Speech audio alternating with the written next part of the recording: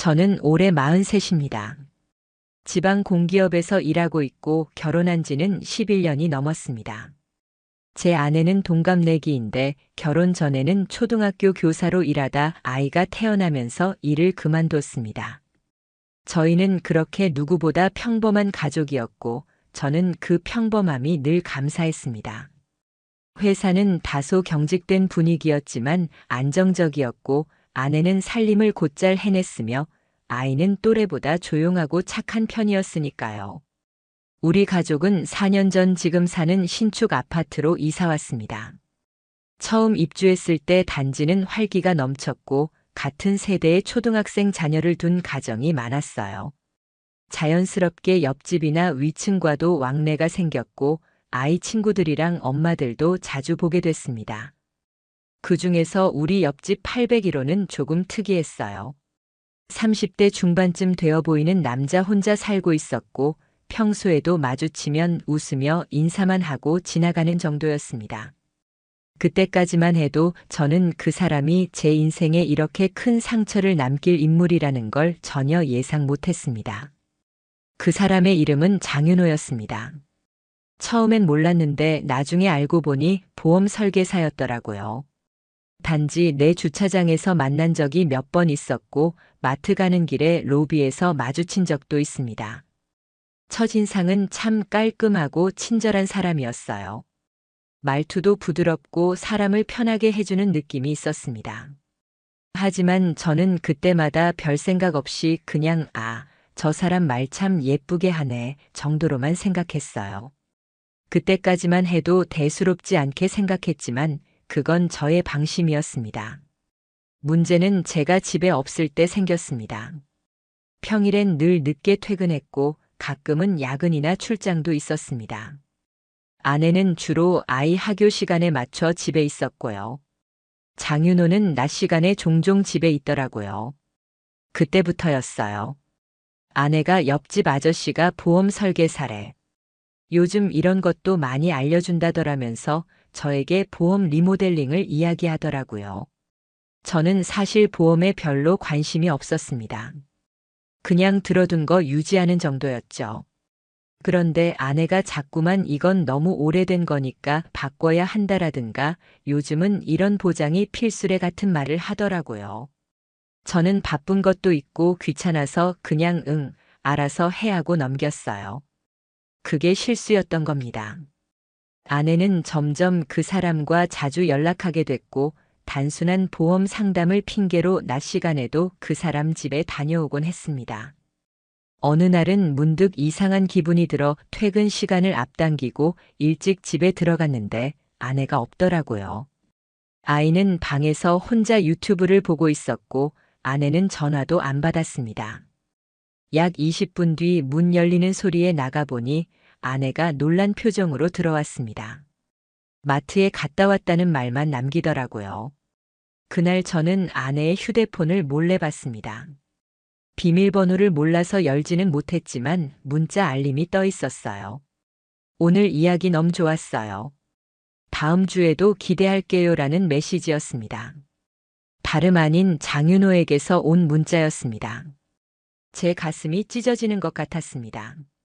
그날 밤 아내에게 아무 말도 하지 않았습니다. 하지만 머릿속은 계속 돌고 있었습니다. 오늘 이야기 기대할게요. 그게 도대체 무슨 의미인지 도무지 납득이 가지 않았습니다. 며칠 동안 아무 일 없는 척 아내를 관찰했습니다. 저는 그때부터 퇴근 시간을 조절하고 집 근처에 머물며 아내의 움직임을 살폈습니다. 그러던 어느 날 아내가 혼자 외출하는 걸 따라 나섰습니다. 아파트 단지를 한 바퀴 돌다가 그대로 옆집으로 들어가더라고요. 저는 눈앞이 캄캄했습니다. 단순한 보험 상담을 핑계로 아내는 옆집에 아무렇지도 않게 들어가 있었던 겁니다. 30분이 지나도 나오지 않았습니다. 저는 도저히 참을 수가 없어 엘리베이터를 타고 8층으로 올라갔습니다. 801호 문 앞에서 10분쯤 서 있었습니다. 심장이 너무 뛰어서 손에 땀이 맺혔고 손가락 끝이 저리기까지 했습니다. 문을 두드릴 용기조차 없었지만 결국 벨을 눌렀습니다. 한참 후 문이 열렸고 아내가 놀란 표정으로 저를 마주했습니다. 저는 그 자리에 얼어붙었습니다. 뒤에는 장윤호가 셔츠만 입고 거실에 서 있었어요. 아내는 당황한 듯 보험 얘기하다가 시간 가는 줄 몰랐네 라고 했지만 제 귀엔 아무 말도 들리지 않았습니다. 그날 저는 아무 말도 하지 않고 집으로 돌아왔습니다. 눈물이 나올 뻔했지만 꾹 참았어요. 아이가 있었으니까요. 그날 밤 아내는 평소와 다름없이 행동했습니다. 마치 아무 일도 없었다는 듯 밥을 차리고 아이 숙제를 도와주며 웃기까지 했습니다. 저는 그 모습을 보며 더 끔찍한 배신감을 느꼈습니다. 도대체 언제부터였을까? 내가 모르는 사이에 얼마나 많은 시간이 지나버린 걸까?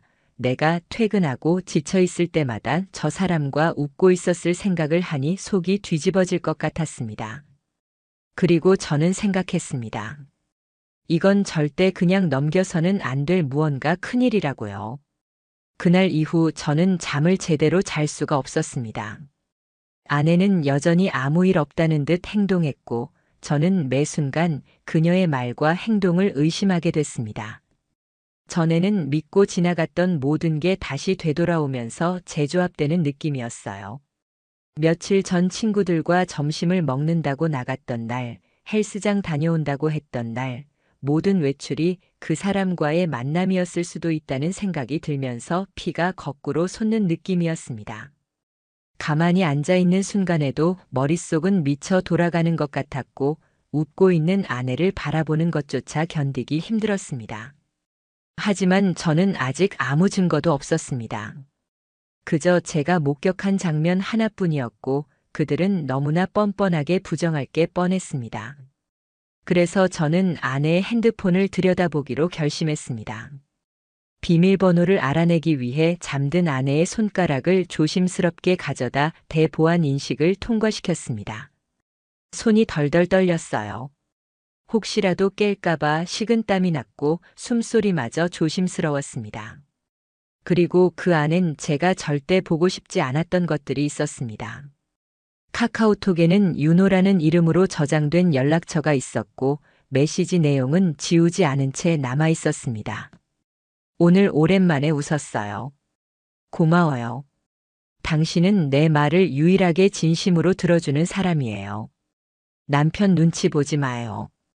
우리 둘만 아는 공간이잖아요. 저는 핸드폰을 쥔 손에 힘이 들어가며 화면이 부서질 듯 했어요.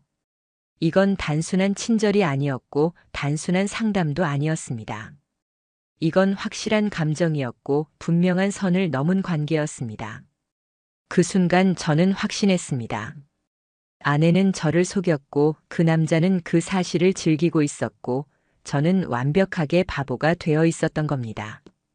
하지만 저는 참았습니다. 이대로 감정적으로 덤비면 그 둘은 발뺌할 게 분명했고 저는 아무것도 얻지 못한 채 끝나버릴 수 있었습니다. 그래서 저는 계획을 세웠습니다. 그 남자에 대해 알아보기로요. 지인을 통해 보험 설계사 자격증 등록 정보를 알아봤습니다. 장윤호 37세, 근무지는 근처에 있는 중소보험 대리점이었고 2년 전부터 본격적으로 영업을 시작했다고 되어 있었습니다. 가장 중요한 건 그가 소문으로도 이미 여자 고객과 친한 설계사로 너무 유명했다는 것이었어요. 지인의 말에 따르면 저 사람 조심해야 해요. 여자를 너무 자연스럽게 다뤄요. 옆집 아줌마들이 전부 고객이래요. 라는 말까지 들었습니다. 머리가 띵했어요. 그럼 아내만이 아니었을 수도 있다는 건가요? 이미 이런 일이 반복돼 왔던 사람이 우리 집 옆집에 살고 있었고 저는 그걸 전혀 눈치채지 못한 채 가족을 맡긴 것이었습니다. 그날 밤 저는 아내 몰래 작은 녹음기를 하나 샀습니다. 그리고 며칠 뒤 아내의 핸드백 속에 몰래 숨겨뒀습니다. 처음엔 망설였지만 증거가 있어야 법적 대응이 가능하다는 말을 되새기며 스스로를 설득했습니다. 그리고 결과는 충격 그 자체였습니다. 녹음기엔 아내와 장윤호가 나눈 대화가 고스란히 담겨 있었습니다. 그들은 제가 없는 낮 시간을 이용해 아파트 근처 카페에서 만나 이야기를 나누고 있었고, 내용 대부분은 남편인 저에 대한 불만이었습니다. 그 사람은 내 말을 들으려고 하지도 않아. 이 집에서 나라는 존재는 그냥 집안일 담당일 뿐이야. 넌 다르니까, 넌 나한테 집중해주니까 좋아. 제가 가장 분노했던 건 그 남자의 대답이었습니다. 내가 널 소중하게 아껴줄게. 그 사람은 널 몰라. 너는 더 행복할 수 있어. 아내가 흐느끼듯 웃으며 대답했어요. 그 말을 들으니까 살 것 같아. 저는 이걸 들으면서 주먹을 쥐고 이를 악물었습니다. 한때 제가 사랑했던 사람이, 저와 아이를 함께 꾸렸던 그 아내가 다른 남자 앞에서 그런 말을 하고 있었다는 사실에 가슴이 갈기갈기 찢기는 것 같았습니다. 그날 이후 저는 모든 것을 정리하기로 결심했습니다. 이건 단순한 배신이 아니었습니다. 이건 의도적이고 반복적인 기만이었고, 저를 완전히 무시한 채 자신들의 감정에만 취한 두 사람의 탐욕이었습니다. 저는 변호사를 만나기로 했습니다. 불륜 증거, 상간남 소송, 이혼, 양육권, 위자료, 이 모든 단어가 이제부터 제 삶의 키워드가 되리라는 걸 알고 있었습니다. 그 다음 날 저는 회사를 조퇴하고 서울 강남에 있는 한 이혼 전문 변호사 사무실을 찾았습니다. 문을 열고 들어가는데 심장이 너무 뛰어서 목소리가 떨릴 정도였어요. 상담실에 앉아서 처음 입을 뗄 때 눈물이 쏟아질 뻔했습니다.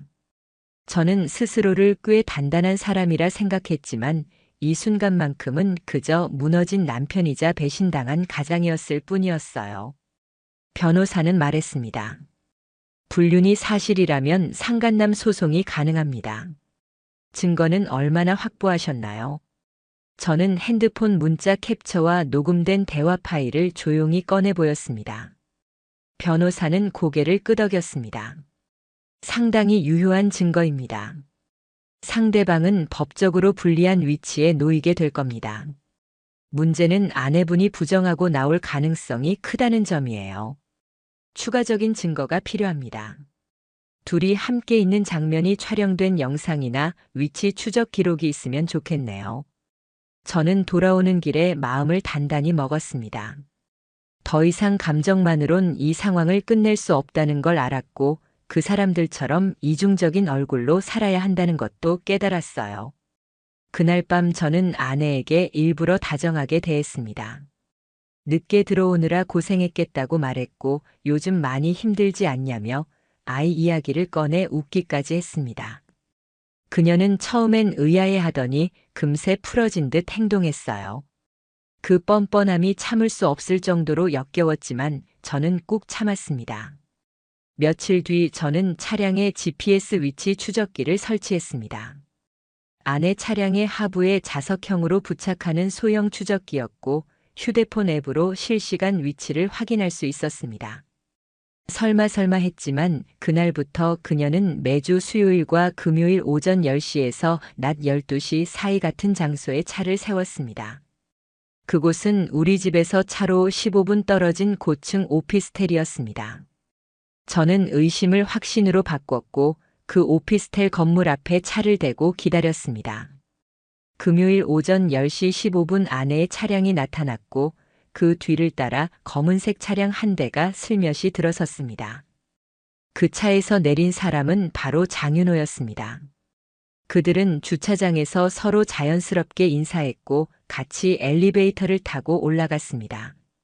저는 그 광경을 차 안에서 지켜보면서 이를 악물었습니다.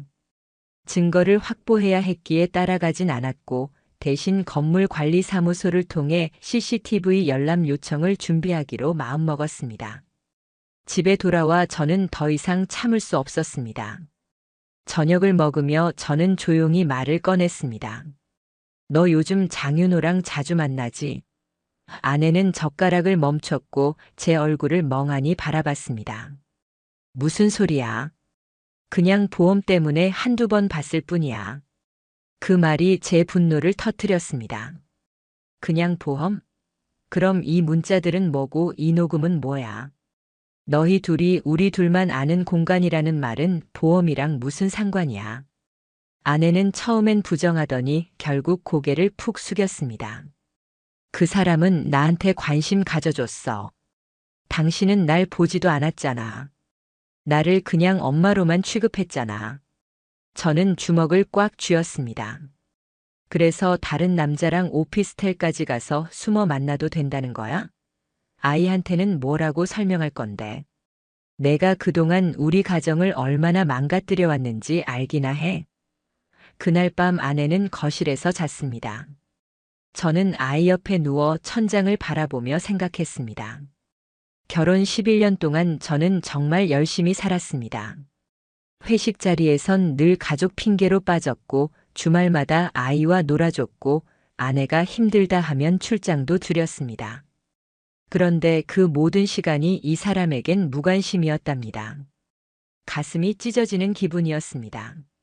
며칠 후 저는 변호사에게 최종 증거들을 전달했고 상간남 장윤호에 대한 소장을 접수했습니다. 3천만 원의 위자료 청구 소송이었고 동시에 이혼 절차도 진행하겠다는 서류도 준비했습니다. 아내에겐 아직 말하지 않았습니다. 그날이 오면 직접 판결문을 안겨줄 생각이었기 때문입니다.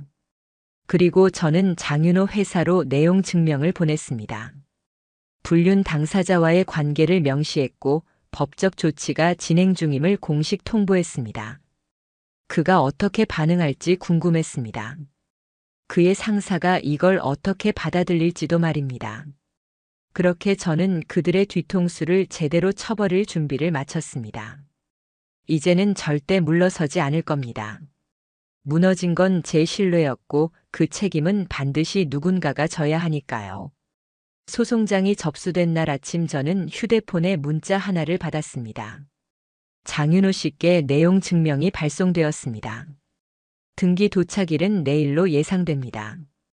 그 문자를 보는 순간 저는 손이 떨렸어요.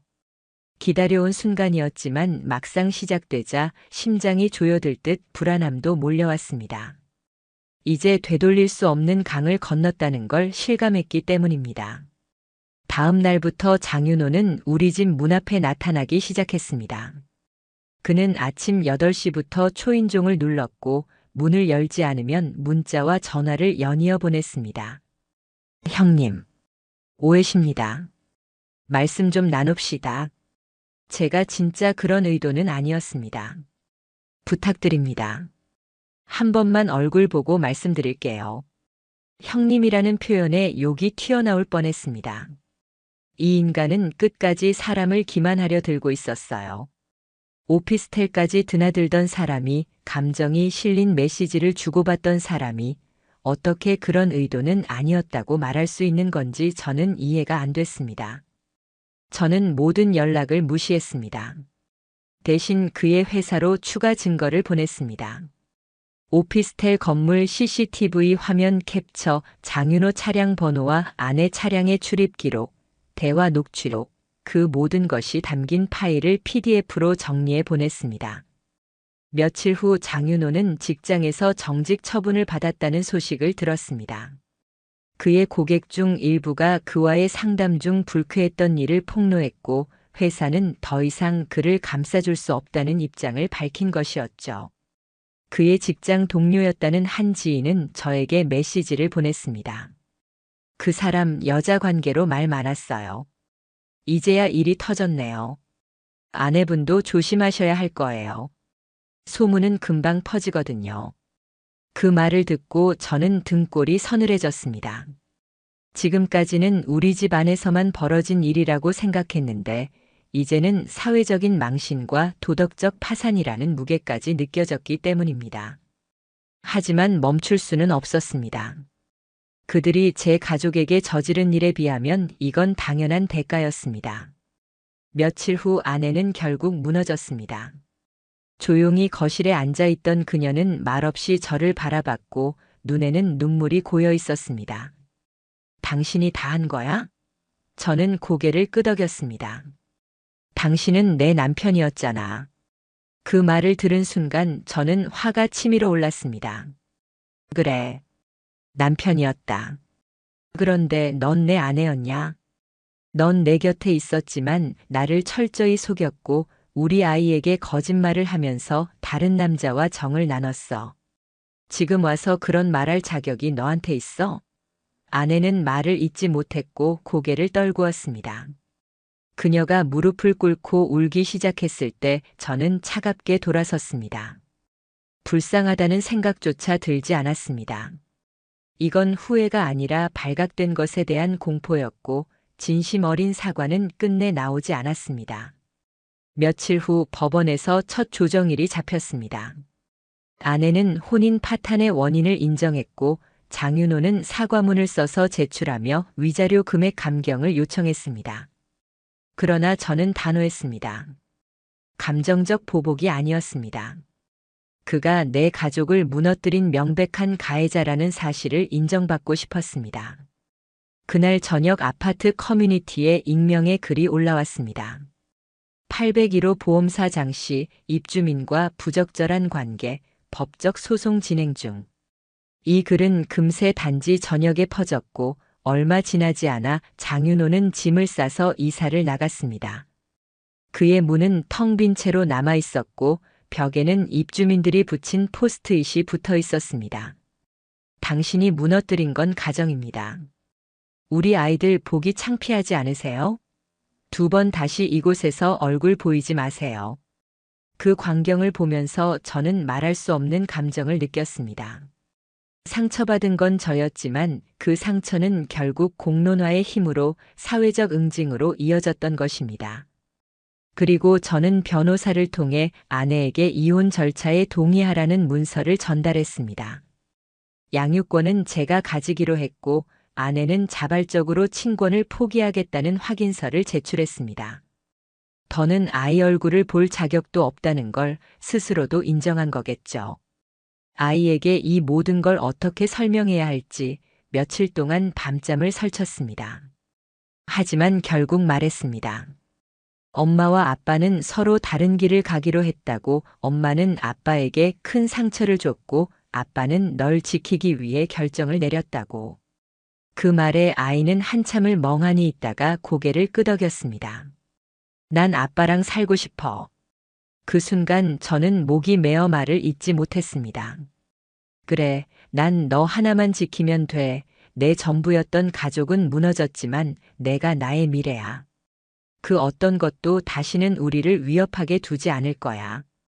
이혼 조정이 마무리되고 위자료 청구 소송 판결이 내려진 날, 저는 법원 앞에서 잠시 하늘을 올려다봤습니다. 계절은 어느덧 가을이 되어 있었고 쓸쓸하게 떨어지는 은행잎처럼 제 마음속에서도 뭔가가 사라져갔습니다. 아마도 11년 동안 붙잡고 있었던 가정이라는 단어였겠죠. 이제는 과거가 되어버린 그 시간들을 한 장씩 넘기듯 저는 조용히 되뇌었습니다. 장윤호에 대한 상간남 소송 판결문은 피고는 원고의 배우자와 부정한 관계를 지속하여 원고의 혼인관계를 파탄에 이르게 한 사실이 인정된다. 이에 피고는 원고에게 위자료 3천만 원을 지급하라 문장으로 요약되었습니다. 이 판결문은 제게 단순한 돈의 문제가 아니었습니다. 그동안 무너졌던 자존심 짓밟힌 신뢰, 그리고 가장으로서의 역할이 송두리째 흔들렸던 그 시간을 국가가 법적으로 인정해준 하나의 정의였습니다. 그 후 장윤호는 업계에서 완전히 퇴출당했다는 소식을 들었습니다. 다른 지역으로 옮겨가려 했지만 경력 조회에서 문제가 불거졌다고 하더군요. 입주민 단톡방에서도 그와 관련된 이야기는 더 이상 언급되지 않았습니다. 사람들은 시간이 지나면서 잊었지만 저는 절대 잊지 않았습니다. 그리고 잊지 않기로 했습니다. 아내는 이혼 후 몇 달간 저에게 연락을 시도했지만 모두 무시했습니다. 한 번만 얼굴 보고 이야기하자. 아이만 보고 싶다. 너무 보고 싶어서 미치겠다. 그녀는 그렇게 수많은 감정의 언어로 저를 흔들려 했지만 저는 단 한 번도 흔들리지 않았습니다. 그건 미련이 없어서가 아니라 제가 아이에게 더 이상 거짓된 가정을 보여줄 수 없었기 때문이었습니다. 민서는 어느새 초등학교 5학년이 되었고 아침마다 도시락을 싸고 숙제를 봐주며 저는 한 번도 안 해봤던 엄마의 역할까지 도맡아 했습니다. 생각보다 쉽지 않았습니다. 하지만 그만큼 보람도 컸습니다. 가끔 아이가 물었습니다. 아빠는 외롭지 않아?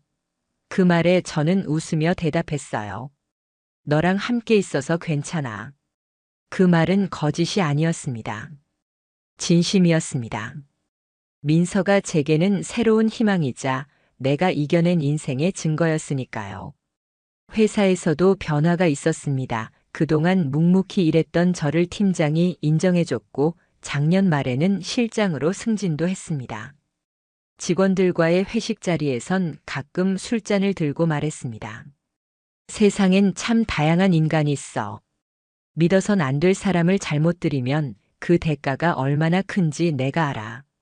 그리고 꼭 덧붙였어요. 하지만 결국 사람은 사람답게 살아야 한다. 끝까지 정직하게 끝까지 진심으로. 배신은 순식간에 찾아오지만 그 배신을 인정하고 바로 잡는 데는 엄청난 용기와 시간이 필요합니다. 불륜을 저지른 사람은 단순히 사랑에 빠진 게 아닙니다. 누군가의 신뢰를 짓밟고 누군가의 가정을 부쉈고 아이의 세상을 망가뜨린 가해자입니다. 저는 그 가해자에게 정당한 책임을 물었고 그 대가를 끝까지 받아냈습니다. 그리고 그 과정을 통해 스스로를 다시 일으킬 수 있었습니다. 이제 저는 더 이상 피해자가 아닙니다. 저는 살아남은 사람입니다. 그리고 제 아이와 함께 다시는 그런 일이 벌어지지 않게 더 단단한 가정을 만들어가고 있습니다. 지금 여러분 혹시라도 작은 의심, 작은 불안이 마음속에서 자라고 있다면 무시하지 마세요. 그건 분명 무언가가 잘못됐다는 당신의 직감일 수 있습니다. 그리고 기억하세요. 배신은 조용히 시작되지만 그 끝은 반드시 책임으로 되돌아옵니다.